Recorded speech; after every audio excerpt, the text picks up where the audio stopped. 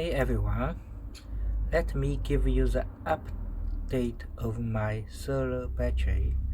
In previous video, I showed you the second version of my home battery, and now this is the V3. I have highlighted the change in light orange color.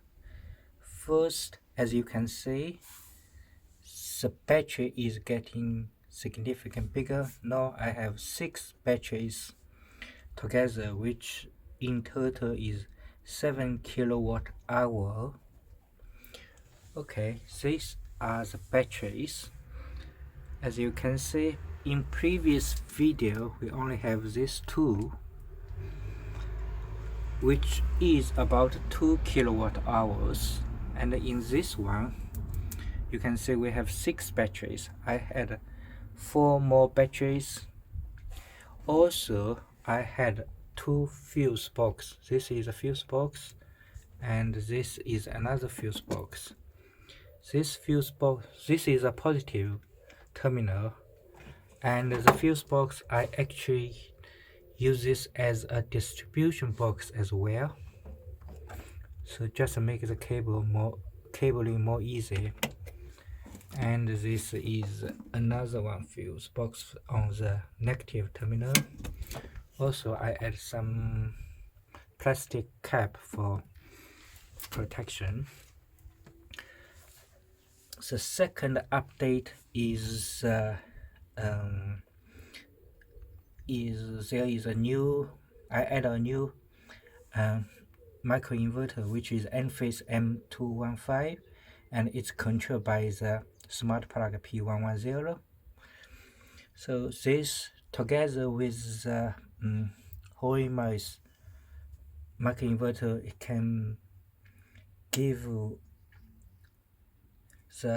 me about 700 watt in total based on my configuration. I on purpose limit the maximum output just to play safe. Okay, here is the M215.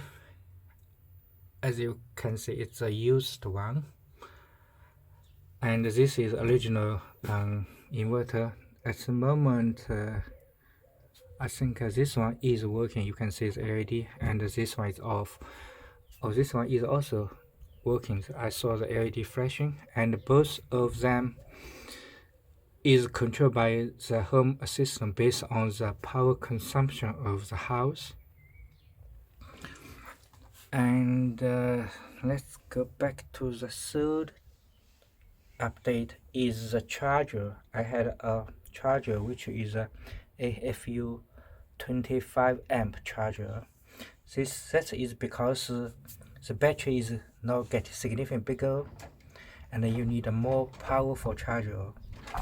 It compared with the original charger Victron. Now it can provide up to about 40 amp if both the charger is on, which can charge which significantly reduce the charging time. Here you can see that is the AFU charger, and it have a voltage. It will show here if it's on, and a charging current show here, which is nice. As you might notice, I connected this to a filter, which is the problem here is as long as I turn on the charger, it generates interference which will cause this power line adapter to be disconnected. So all this device will no Wi-Fi connection to the, we lost link to the home automation server. So I add this one. Unfortunately, it doesn't solve the issue, but I just leave it here. And so my solution, actually I use the feature of the smart plug to limit the charging time. So every time this charger is turned on for 10 minutes, and then it will be turned off, then the network connection will recovered, and then I check the voltage and power and the SOC of this battery pack. So currently this has been run for over 2 weeks. I think it works quite well. I'm quite happy with this one. So let's go back to this diagram, and this video I will just main focus on the changes from V2. If you want to know the detail of other part, please go refer to the V2 video. Thank you.